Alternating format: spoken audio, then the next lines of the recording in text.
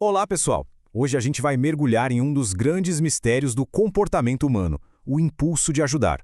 Sabe, por que às vezes a gente corre para socorrer um estranho e em outras a gente simplesmente passa reto? Pois é, a resposta é bem mais complexa e, olha, fascinante do que a gente imagina.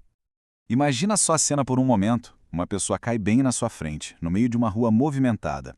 A decisão de ajudar parece óbvia, né? Quase uma questão de ser uma boa pessoa.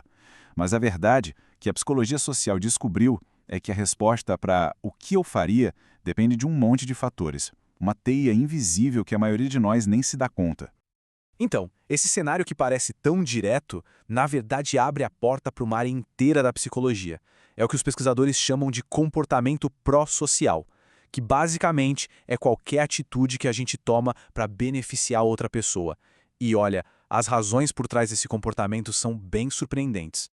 E isso nos leva direto para a grande pergunta, né? A pergunta que moveu décadas de pesquisa. No fundo, por que a gente ajuda? É por pura bondade, um altruísmo genuíno? Ou será que lá no fundo sempre tem o que eu ganho com isso rolando?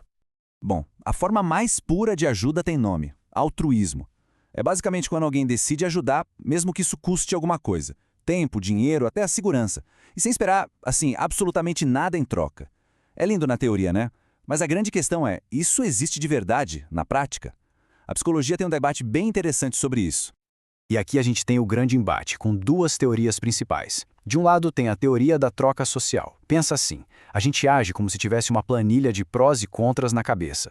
Se as recompensas, como se sentir bem ou ganhar aprovação, forem maiores que os custos, a gente ajuda. Para essa teoria, altruísmo puro não existe. Mas, do outro lado, tem a hipótese da empatia-altruísmo. Ela diz que quando a gente sente empatia de verdade por alguém, essa matemática toda some. A gente ajuda só para aliviar o sofrimento daquela pessoa. E pronto.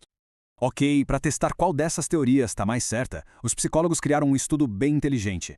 A história era a seguinte: os participantes ouviam falar de uma colega de classe, a Carol. E a Carol, coitada, tinha sofrido um acidente feio, quebrado as duas pernas e por isso estava perdendo um monte de aula. Aí o professor chegava na sala e pedia: pessoal, alguém aí pode compartilhar as anotações para ajudar a Carol a não ficar para trás? E aí fica a pergunta, né? O que levaria alguém a ajudar? Seria só bondade mesmo ou tem mais coisa em jogo aí? O resultado foi incrível. Para um grupo de participantes, os pesquisadores fizeram de tudo para que eles sentissem muita empatia pela Carol.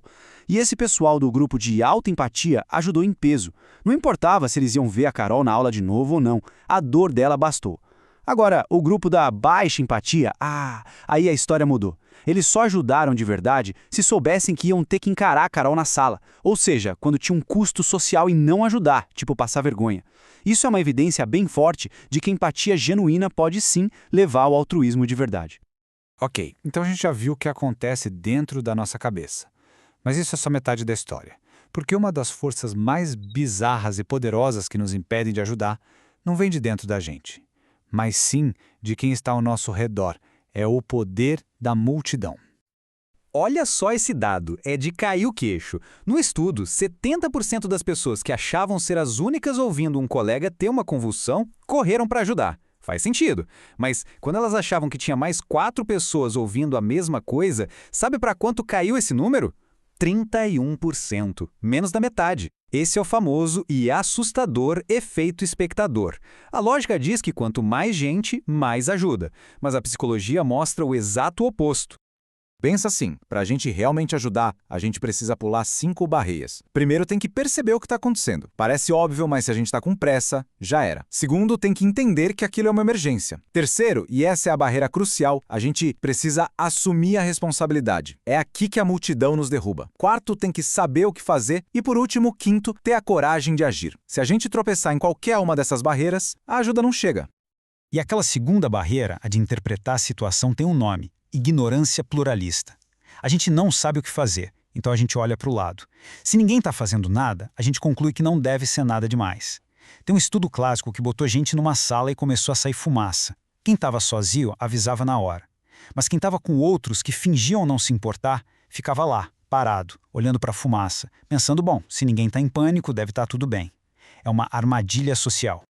E o poder do grupo vai muito além de só nos fazer hesitar. Estar numa multidão pode literalmente mudar quem a gente é e como a gente age. Entender isso é a chave para sacar por que, numa emergência, a responsabilidade parece que evapora. Olha que coisa doida. Quando a gente está sendo observado e sabe que nosso esforço vai ser julgado, a gente fica mais pilhado. Isso é ótimo para tarefas fáceis. Mas quando a gente está no meio de um grupo e nosso esforço individual se perde na multidão, a gente relaxa. Isso se chama vadiagem social. E é exatamente isso que acontece na difusão de responsabilidade. Numa emergência com muita gente, a gente relaxa e pensa, a outra pessoa resolve. Esse anonimato no meio da multidão pode levar a um estado ainda mais intenso, a desindividuação. É como se o nosso eu se dissolvesse e a gente virasse só parte do grupo. As nossas regras internas, a nossa moral, tudo fica mais frouxo. Numa emergência, isso é um perigo, porque a gente se sente menos como um indivíduo responsável e mais como uma peça anônima. Ninguém se sente na obrigação de dar o primeiro passo. Ok, a gente viu um monte de coisa que nos paralisa. Parece meio deprimente, né? Mas a boa notícia é que só de saber disso tudo, a gente já está meio caminho andado para vencer esses mecanismos. Conhecer essas armadilhas psicológicas é o primeiro passo para desarmá-las e, finalmente, escolher agir. E a psicologia nos dá um manual de instruções bem prático. Primeiro, escolha uma pessoa. Em vez de gritar, alguém ajuda, aponte. Ei, você de camisa vermelha, liga para o 190 agora. Pronto, a responsabilidade que estava no ar pousou em alguém. Segundo, seja claro, grite, isso é uma emergência. Isso destrói a dúvida. E terceiro, dê o primeiro passo. Muitas vezes todo mundo está só esperando um sinal, uma liderança para poder ajudar também. Então, no final, a gente fica com essa pergunta. Agora, sabendo de tudo isso, sabendo do poder que um grupo de pessoas tem para nos calar, que tipo de pessoa a gente vai escolher ser na hora H, quando alguém realmente precisar? Porque entender essa psicologia não é só curiosidade, é uma ferramenta. Uma ferramenta para a gente ser um pouco mais corajoso quando a situação exigir. No fim das contas, a escolha de dar o primeiro passo é sempre nossa.